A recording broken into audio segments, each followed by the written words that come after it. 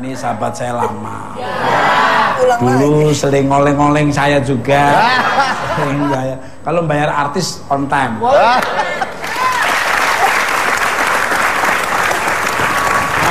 Fran, dulu emang manggil Mas Tukul buat acara apa, Mas? Ada itu apa pertunjukan Tawuran RT. warga gitu. Pertunjukan RT yang diiket-iket itu. Hah? Pertunjukan RT yang Topeng monyet dong Mas itu. saya nggak bilang loh. Saya nggak bilang. Makasih, Fran. Itu cuma pancingan. Lu inget nggak? Gua yang joget, lu yang nabui kan?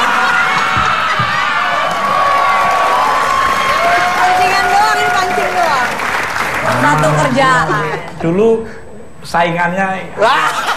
Serius Mas? Tuh, tanya Amara tanya. Jadi dulu Dia berarti nggak sama-sama salah ngejar. milih Mas Fran nggak salah pilih. Dulu hampir malah. Hampir apa Mas? Hampir jadi. Hampir saya jadi supirnya.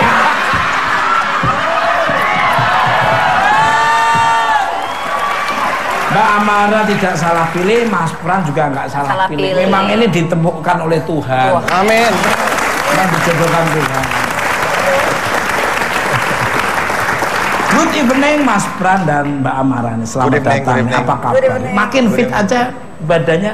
Apa rahasianya? Oh, silakan Mas. Bisa ngeteng. Mobil Itu ya rahasianya kita selalu mau membuat hidup tuh selalu lebih ringan aja.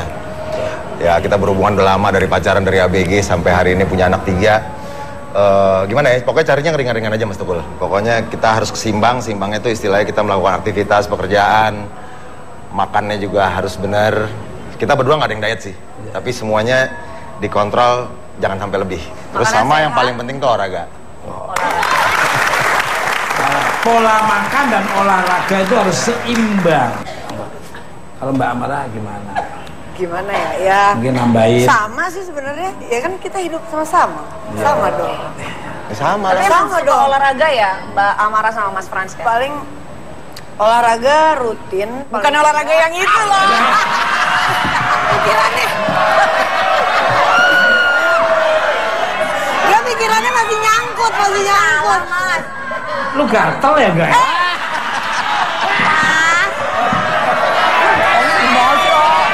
Bukan drama, bukan drama.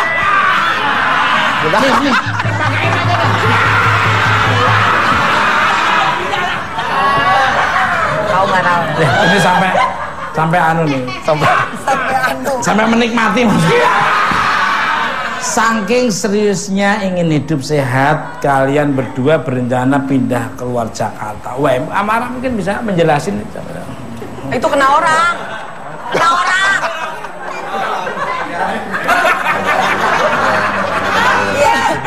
Pindah ke Jakarta. Enggak sih, bukan keluar Jakarta. Sebenarnya kita mau buat gym juga, ada pelatihan untuk apa namanya untuk Muay Thai di Bali. Jadi karena itu baru mau dibuka, jadi kita harus pindah untuk sementara gitu. Tadinya mau begitu, cuma kebetulan di sini lagi banyak kerjaan untuk Muay Thai juga, jadi ya kita stay di sini dulu. Luar biasa. Olahraga Muay Thai itu bisa keluar keringat, akhirnya penyakit bisa sembuh dengan sendirinya.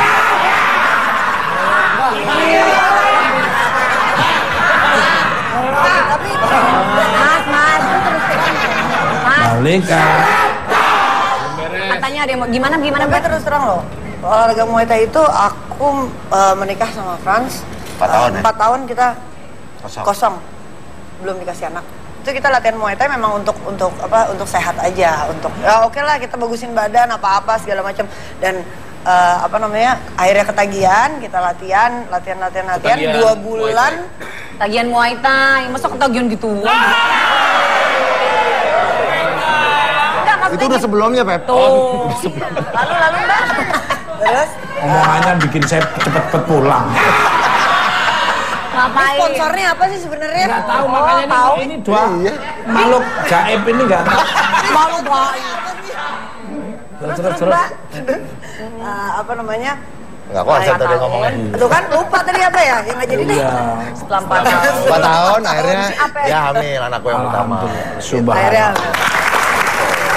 Akhirnya begitu pertama mesti ada kedua mesti ada ketiga. Makanya Anaknya yang Mas ya? pertama itu harus bisa manggil yang kedua.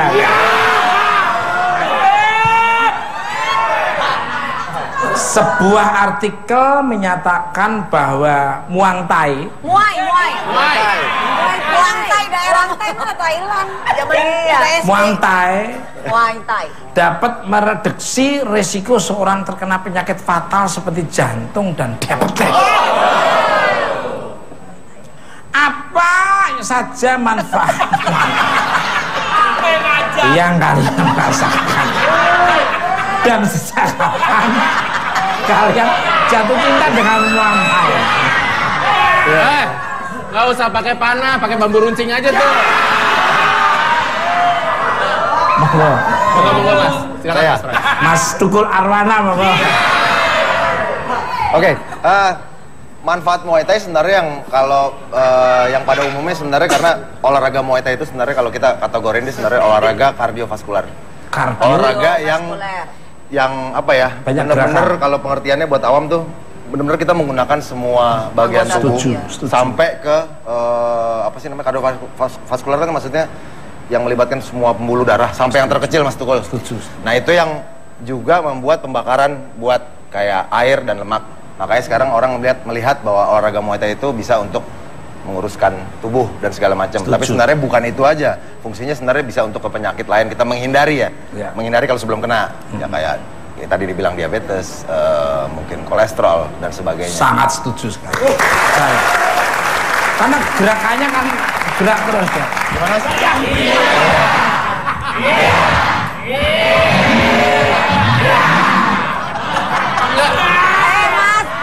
Mau Muay Thai apa mau balet sih? Saya Mas. Balik ke lab. Pemirsa, tanpa diduga nyata setiap orang berpotensi terserang diabetes. Bahkan banyak yang tidak sadar bahwa dirinya menderita diabetes. Seperti apa bahaya diabetes? Mari kita lihat cuplikan berikut ini. Yuk. Pemirsa, siapa sih yang gak doyan jajan kalau ngelihat makanan yang enak-enak kayak gini? Siapa sih yang gak tergoda tidur begitu kenyang makan? Tapi jangan salah, kebiasaan-kebiasaan seperti ini dapat memicu penyakit berbahaya yang diderita lebih dari 300 juta orang di seluruh dunia, yaitu diabetes. Berdasarkan penelitian, diabetes menyebabkan 3,2 juta orang meninggal setiap tahunnya. Dan minimnya gejala yang dirasakan penderita awal menyebabkan diabetes masuk ke dalam kategori silent killer. Ada beberapa gejala ringan yang mengindikasikan seseorang terkena diabetes, seperti mudah lelah dan kesemutan, sering haus, mudah lapar, dan turunnya berat badan tanpa sebab. Diabetes dianggap makin berbahaya karena dapat memicu aneka dampak penyakit fatal lainnya, seperti stroke, kebutaan, gagal ginjal, hingga serangan jantung. Banyak cara yang bisa kita lakukan untuk menghindari diabetes. Selain menjalankan pola hidup sehat dan teratur, ada lagi alternatif lain, yaitu menggunakan obat herbal. Salah satunya kolagit. Obat herbal yang berhasil diciptakan oleh Gita Adinda Nasution, mahasiswi farmasi berumur 20 tahun. Berawal dari niat menyembuhkan sang ayah di Medan, obat racikan Gita berkembang menjadi fenomena mujarab penghambat penyakit diabetes di Indonesia. Pemesanan kolagit yang meningkat lantas membuat Gita mendapatkan omset lebih dari 1 miliar di tahun 2014. Berkat kolagit, Gita pun diincar banyak investor asing untuk memasarkan kolagit ke pasar Asia. Namun penawaran tersebut justru ditolak oleh Gita dengan sebuah alasan mulia. Alasan apa yang ada di benak Gita? Kita cari tahu jawabannya hanya di Bukan Empat Mata. Langsung aja kita sambut Gita Adinda Nasution.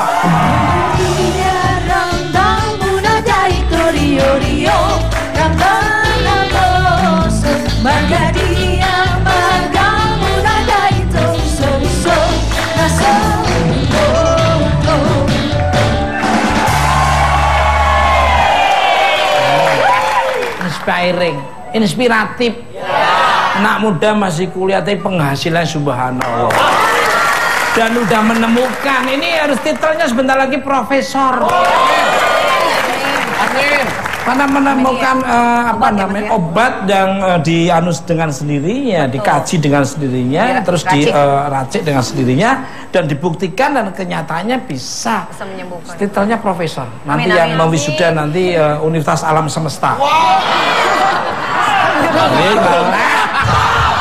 Titelnya aman. Udah kembali ke benang merah.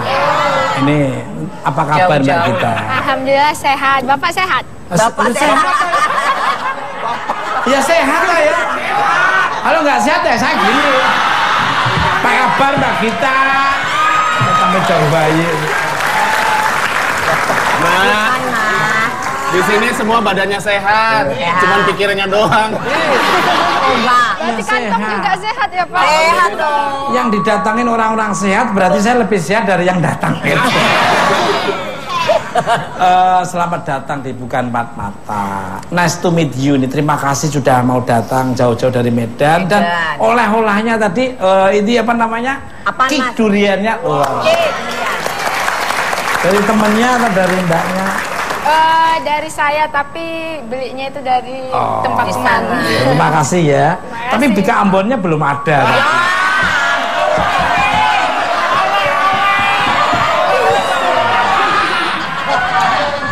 Untuk kita ini memiliki minat meneliti sejak 6 SD.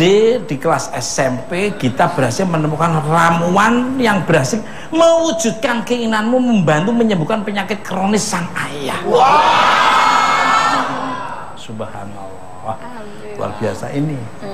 Nah, ini bagaimana ceritanya nih, monggo aja Mbak Gita. Kan memang awal mulanya obat ini diracik itu awal mulanya dari ayah saya kena diabetes di bangku. Saya waktu itu duduk di bangku kelas 6 SD. Nah, jadi sedihnya itu mulai termotivasinya itu pada saat melihat kondisi ayah itu udah semakin melemah gitu. Kondisinya itu udah nggak bisa jalan lagi, bahkan melihat pun udah nggak bisa lagi gitu. Lebih sedihnya itu lagi sempat nangis juga ya waktu itu kalau di meja makan. Kami tuh dihidangkan makanan-makanan enak semua, 4 sehat 5 sempurna, sedangkan ayah saya itu dibedain makanannya. Itu dia itu ya makannya cuma kentang, singkong, rebus-rebusan, pokoknya nggak ada enak-enaknya lah. Jadi sempat sedih juga liatnya sampai ayah kadang ngambek makan kan, nggak mau makan. Mulai dari situlah berawal mau meracik-racik obat sampai 15 kali itu diuji coba terus. Jadi setiap kali saya uji coba obat-obat itu saya coba ke diri saya dulu, baru saya kasih ke orang tua saya. Jadi kalau misalnya yang kenapa-napa itu ya biar saya aja, bukan orang tua saya. Ini saking sayangnya tuh kalau ngeracik itu dirinya sendiri, kalau ada apa-apa biar diri sendiri. Ini kalau nggak orang lain dulu ya. Kalau ada apa-apa orang lain lebih duluan. Mbak Gita, tadi kan dibilang ada eksperimen ya. Itu awal kapan Mbak? SMA atau setelah kuliah? SMP. Nah itu basicnya itu dari mana Mbak? Apakah Mbak baca atau dan maaf ya, satu lagi yang diracik itu kimia atau herbal Mbak? Jadi gini, saya lebih suka ke herbal, melihat dari efek sampingnya. Kemudian melihat dari kondisi saya waktu itu SMP ya, yang lebih mudah ditanggap itu kan herbal, yang dilihat secara langsung gitu kan. Kalau kimia kan bayanginnya itu aja udah susah ya kan. Nah, jadi tertariknya itu di herbal. Kemudian awal mulanya itu terfilosofi dari kenapa sih polio itu obatnya vaksin polio. Padahal vaksin polio itu kan diambil dari virus polio juga. Virus polio itu kan yang menyebabkan penyakit polio. Nah, kenapa nggak saya coba aja buat obat yang dari bahannya itu penyebab penyakit diabetes itu, atau sebenarnya bukan penyebab penyakit diabetes gitu kan, yang memicu penyakit diabetes ini itu gitu, yang paling dihindari oleh penderita diabetes itu kan gula ya kan. Nah, saya buat itu dari gula itu, jadi dari polio itu. Terus cari-cari materinya dari mana tuh Mbak? Cari-cari bahannya? Cari bahannya itu dari baca-baca buku, terinspirasi. Kemudian entah kenapa ya, itulah kalau kita merenung ya kan, berpikir, kadang ada masanya kita jenuh terus terdiam, alhamdulillah dapat seperti dapat ilham gitu lah. Kan segala niat yang Diem merenung, minta petunjuk pada Allah Subhanahu wa Ta'ala, Tuhan yang Maha Esa. Ya Allah, hanya Engkau yang bisa membuka pintu pikiran makhluk yang lemah ini demi menyembuhkan sang ayah. Terus akhirnya dibukakan, terus akhirnya alhamdulillah terinspirasi, terus dapat ramuan. Betul. Mbak kan diuji coba ke Mbak dulu, terus ke ayah. Nah, tahu pada saat obat itu bekerja itu dicek ke dokter atau gimana? Nah, jawabannya seperti apa? Apakah bisa atau tidaknya obat yang diramu oleh Mbak Gita ini bisa menyembuhkan sang ayah yang waktu itu beliaunya kena penyakit diabetes? Jadi jangan ngomong. Karena